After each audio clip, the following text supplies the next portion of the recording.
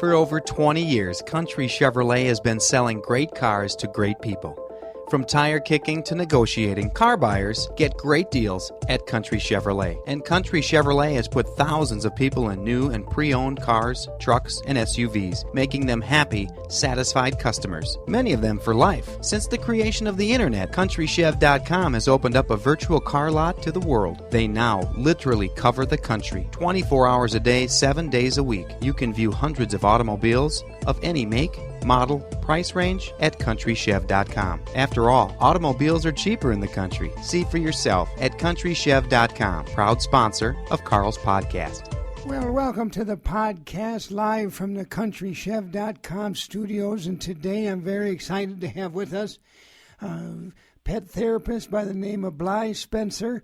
Welcome to the program, Bly. Hey, glad to be here. Well, we've done some research on you and found you on the interweb, and you're quite the therapist, award-winning, and written a few books. Tell us a little bit about yourself before we open up the lines to the callers. Well, I've written a couple books on pet therapy over the years. I used to have a really thriving business out in Los Angeles. I was a pet therapist for the stars. Got burnt out. I went on a dog walk, which is a spiritual quest, I call. I was down in Mexico, hanging out near some abandoned orange groves near Guaymas, and met a dog. And this dog it was a mix. I think it was probably a little bit of a Charles Spaniel with a Bull Terrier, maybe a little bit collie thrown in on the side. And it just came to me after this dog was sick and just in bad shape. And we spent several weeks together sleeping in the orange grove. You know, and it just came to me that all the things that I've been doing and all the money I've been spending on helping the stars with their dogs and their therapy and other pets was just not where I needed to be. And so I rededicated my life back to helping as many people as I can. I dropped all my clients in Los Angeles, and now I'm back, and I'm rejuvenated, and I'm here to help people with their pets. That's wonderful. It sounds like yourself takes a lot of pride in what you do and how you speak with the animals, and takes a lot out of you, apparently. Hopefully you've got a little left in your tank to talk to my caller. Well, I sure do. You know, one of the things I learned when I had that experience with down in the orange grove is, you know, I was looking at a classic case of some canine distemper, you know, a little, some of the paravirus mutations you get, you know, leads to the normal things that I always used to see, you know, anal leakage, sac swelling, other trauma. And I just realized there's got to be another way to treat this. And there's got to be behavioral things that we could identify with the owner and the pet. And I was able to work with that pet, and I got him back on his feet, and we eventually were able to return him to his owner, which happened to be a firehouse down there in Guaymas, Mexico. Well, we've got to the phones now. You can call with your questions to 612-567-2538. And our first caller, you're on with Bly. Go ahead. I've got a question for you. It's kind of a odd thing going on with we picked up a wire fox terrier at the local shelter. Well, that's very nice. His name's Cooper. He's a good dog, but does a strange thing when bearded men walk in the room. He'll start chasing his tail. Of course, the wire hair, they don't have much of a tail, but he goes ahead and chases that tail. He'll spin like a top for hours, and we've had some parties with neighbors and whatnot, and the bearded men seem to really turn him into something that I didn't, really expect. And yeah. I don't know, should I be putting this dog down, or should I just maybe go back to that shelter? Well, I can help you out. First of all, that type of terrier has probably got a little bit mix of a toy fox terrier with a Welsh terrier in them. And it's not uncommon at all to have that self-mutilation syndrome. It's really stereotypical of that species. And what I have found is that over the years, that self-mutilation of eating the tail and maybe chewing on their own toes and feet, my conclusion it is from what we call a puppy rejection. And that is when a puppy is born, a lot of times they do not go for what we call first milk, because that first bit of milk contains a lot of essential antibiotics. And what I have found that what you need to do is make sure that animal is getting what I would call to first milk. And the best way to do that is if he's not getting a full diet in the morning, afternoon, and the evening, just make sure you're there and the animal is getting the food right on time. So when you're eating, the animal's eating. You do not want that animal to 1 minute when any food goes in your mouth, food's going in your animal's mouth. Wow. Really? Yeah, well, thank you for the call. Now, go ahead. What about the bearded men part? Yeah. Well, the bearded men part's just nothing but a symptom of the self-mutilation syndrome. We see that all the time. And sometimes mustached men, bearded men. I've also seen it with women with long hair. Wait till you see that dog around. Anybody bald in your family? Yeah, we got some bald guys in our family. Well, you keep the bald people away from the terriers. That jeez. So what you're saying is if I feed him properly, he'll go away? When you're eating, the dog's eating. Okay. Like I would set a plate. I'll give that a try. Yeah, thanks for the call. Oh, that's the whole thing. We over-medicate animals. We do all these crazy things to take care of them at the veterinarian, racking up a lot of money. And a lot of this stuff is behavioral psychology, and that's what I'm good at.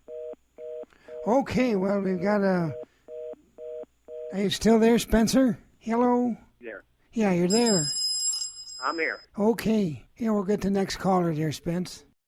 Okay. Let's take a look here. Got a tweet from somebody asking, a tweet that's called from at Crack Drew, concerned about chickens who spastically throw their heads forward. He's heard a little bit about cannibalism in poultry, and for some reason thinks it's more anxious than cannibalism. Do you got any info on chickens? Oh, absolutely. That's actually that's a fairly straightforward one.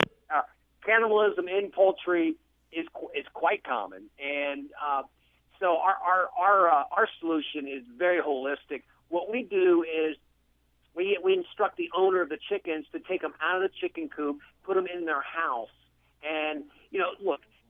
There's three things that cause this type of behavior with the chicken, and the main one is socialization. The chickens are so homogeneous when they're in the coop that what we found is we can get them out of the coop and mix them up with people. Yeah, well, you got to take them out of the chicken coop. I mean, they call it a coop for a reason. They're all cooped up. Part of cannibalism in poultry is they just become so homogeneous that they go absolutely insane. So it's a pretty simple solution. Logic dictates. You take them out of the coop, you put them in, obviously, in a confined area, but you can't let them out in the street. But you let them out in your house. So I have two clients who let their chickens into their house, and after about 2 weeks of the chickens roaming around the house, they stop the cannibalism. Well, we're speaking with Bly Spencer. He's a pet therapist, and talking right now on Carl's Corner. You can call the program at 612-567-2538 and ask your question. And we've also had a few via the interweb. You're listening to Carl's Corner. Up next, we've got another caller. Go ahead, caller. See, I've got this, I got a Jack Russell Terrier at home. And, she's a good dog, but I think she's a little goofy in the head. What do you make of this? So every day, I get up in the morning, and she sleeps in her bed next to me. We go downstairs, and, obviously I got to let her out. She's got to go do her business. And so we go downstairs, and we go through the living room towards the kitchen. But she can't just go straight from the, through the living room. She's got to stop and make a whole circle around the coffee table in the living room before she'll go into the kitchen. And then she makes her way through the kitchen, through the back door. I let her out. She goes out in the yard and does her business and all that, and while she's out there, I put her food in her dish, right there in the kitchen, and so she comes back in, and she knows what's going on. She comes back, and she won't go right to the food dish, though. She goes straight past it, but she gives it a little sniff just to make sure I put that food in there, and then she goes to the living room again, just to make sure her feet, all four of her little paws, touch the living room carpet, and then she comes back, does a double take, and then she'll eat her food. I think that's a little strange. It's the same routine every morning. What do you make of that? Well, look, it's interesting. We've had back-to-back calls on the terriers, and that is a breed that essentially, I stay away from the terriers as pets because they do have a very, very difficult psychosis to diagnose and to treat. But the good news is I've heard of this before, and I have to group it, unfortunately, because there's so many strange behaviors into what I call the BBS, and that's the bad behavior syndrome. And, essentially, this is misdiagnosed all the time. A lot of people will have an animal, and literally they think it's a urinary tract infection, it's a bladder infection, or something like that causing the behavior, because what it usually leads to is all kinds of inappropriate urination, which, by the way, does your dog urinate in any part of the house, or is it always outside? No, she's really good about going outside. She's good at going outside. Okay, well, that's good, because then I think look, there's a couple things you can do here, and this is more than anything else, you have to understand that this animal is just starved for attention. And there's three things you need to do. One, it's socialization, exercise, and mental stimulation. Because what's happened is the dog really doesn't believe you care about the animal at all. So it's going off the deep edge here. That dog is probably near a psychotic episode where you will lose the dog forever. I would start with mental stimulation. Mental stimulation means what I find the most appropriate thing is reading. And like right now, I'm reading to a colleague I have that I'm taking care of, Doris Goodman's book on Team of Rivals about the U.S. president. Anything like that along those lines, I would start with that, and then maybe on another call I can help you out with the exercise and the other socialization techniques. It takes time, but start with the mental stimulation and get a good book and start reading. Sure. Thanks for the call. All right, thank you. Now, Bly, that sounded kind of like the dog had OCD, the way it went around the table and had to touch things. Is that common? Could that be one of the effects of that animal, OCD? Yeah, I don't see it as much in the terriers. I can tell you, I get them in the Shar-Peis a lot. Frankly, a Shar-Pei is an animal. The way you look at the thing, it's wearing all its emotion on its sleeve. You know what I mean? I mean, it is one animal that doesn't hold anything in, gets it all out. And so I see it there, but not the terrier. Okay. All right, we've got another caller. Go ahead. You're on with Bly Spencer, the pet therapist. Oh, hi. Well, I'm calling about my our family pet. It's a ferret, and it's been a great pet so far, except we like to walk him outside. We have a little leash, and lately he's just been refusing. He's just getting fearful of leaving the house to go for a walk, and I just don't know what this is all about. Oh, well, ferrets are very, very common, and in those, let me ask you this about your ferret. Does your ferret, is it capable when it sleeps at night? Does it sleep with you, or do you have it sleeping in its own cage? Well, our 11-year-old, she likes to go and sneak him out of his cage maybe a couple times a week. Otherwise, he's in his cage. Right. Well, ferrets are fascinating because we find the people who sleep with their ferrets end up having fewer behavioral problems. And I don't care if you're married or single or kids, the best thing to do is to sleep with your ferret. Now, I will warn you, they have a very, very oily skin, and it can lead to some extreme eczema and some other rashes. So we tell people to wear flannel pajamas, and it really will take care of that. And try not to let the ferret sleep by your head. Well, that sounds fantastic. I'll tell our youngest. We'll just she'll be happy to hear that, because she just always wants to keep him with her. And of course, we got the ferret because do you remember the movie Kindergarten Cop? Sure. Well, that was just the greatest little pet that little boy had that kept him safe and protected, and he crawled out that little boy's pant leg and right up into the bad guy's neck and bit him. But I know ferrets don't bite, as a general rule, but we just love our ferret. His name is Apollo.